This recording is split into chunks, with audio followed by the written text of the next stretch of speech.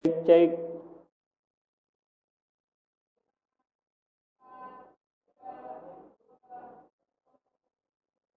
Assalamualaikum warahmatullahi wabarakatuh. Kami ucapkan selamat pagi kepada anak-anakku semua. Alhamdulillah pada hari ini kita bertemu pada pelajaran administrasi infrastruktur jaringan, yang mana pada hari ini kita akan membahas tentang firewall lanjutan, yaitu yang pertama yaitu menentukan jenis-jenis keamanan jaringan, yang kedua memasang firewall, yang ketiga mengidentifikasi pengendalian jaringan yang diperlukan, yang keempat mendesain sistem keamanan jaringan. Tujuan pembelajaran yaitu pertama, pembahasan siswa memahami jenis-jenis firewall. Yang kedua, siswa memahami cara menerapkan firewall di dalam jaringan. Dan pokok bahasan yang pertama, jenis-jenis keamanan jaringan, firewall, pengendalian jaringan, dan yang ketiga, mendesain sistem keamanan jaringan. Selanjutnya adalah firewall. Firewall dilambangkan dengan tembok atau dinding api, yang mana setiap jaringan atau suatu permasalahan sebelum memasuki jaringan LAN, dia akan berhadapan dengan firewall dulu untuk menyaring atau memfilter. Yang selanjutnya adalah menentukan jenis-jenis keamanan jaringan. Dalam jaringan komputer, khususnya yang berkaitan dengan aplikasi yang melibatkan berbagai kepentingan, akan banyak terjadi hal yang dapat mengganggu kestabilan koneksi jaringan komputer tersebut, baik yang berkaitan dengan hardware, pengamanan fisik, sumber daya listrik, maupun yang berkaitan dengan software atau sistem konfigurasi, sistem akses, dan lain-lain. Gangguan pada sistem dapat terjadi karena faktor ketidaksengajaan yang dilakukan oleh pengelola atau human error, yaitu kesalahan pada si manusia itu sendiri. Akan tetapi tidak sedikit pula yang disebabkan oleh pihak ketiga. Gangguan dapat berupa perusakan, penyusupan, pencurian, hak akses, penyalahgunaan data maupun sistem, sampai tindakan kriminal melalui aplikasi jaringan komputer.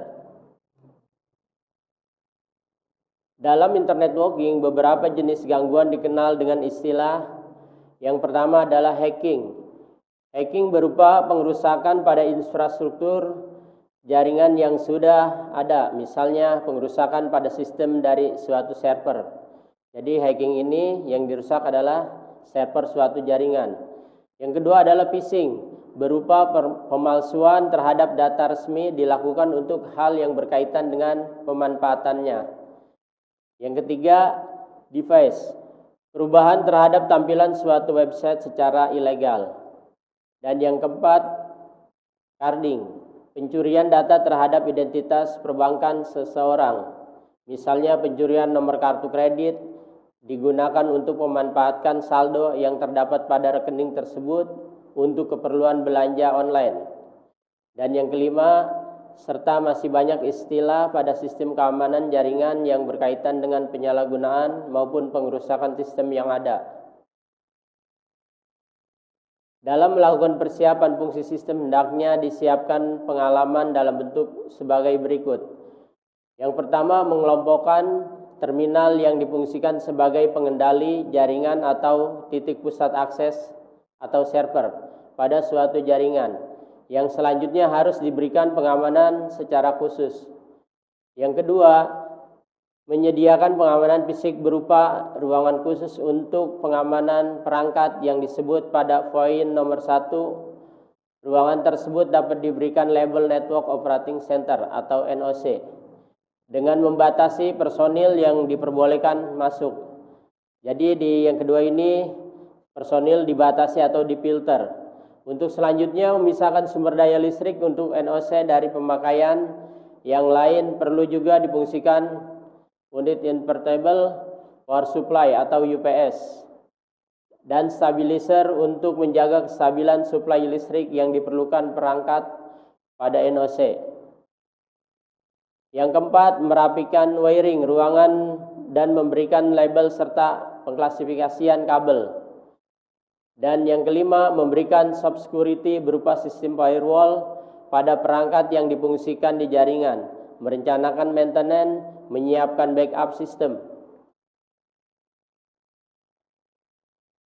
Nah, di sini ada gambaran ilustrasi dari firewall. Misalnya suatu jaringan atau network yang connect dengan internet. Nah, sebelum masuk internet ini atau data dari luar dibatasi atau dilindungi oleh firewall. Firewall adalah salah satu aplikasi pada sistem operasi yang dibutuhkan oleh jaringan komputer untuk melindungi integritas data atau sistem jaringan dari serangan-serangan pihak yang tidak bertanggung jawab. Caranya dengan melakukan filterisasi terhadap paket-paket yang melewatinya. Nah, jadi di sini difilter setiap ada data yang masuk, apakah berupa data ataupun virus, di sini akan difilter di firewall. Firewall tersusun dari aturan-aturan yang diterapkan baik terhadap hardware, software, ataupun sistem itu sendiri dengan tujuan untuk melindungi jaringan, baik dengan melakukan filterisasi, membatasi atau menolak suatu permintaan koneksi dari jaringan luar yang lainnya seperti internet.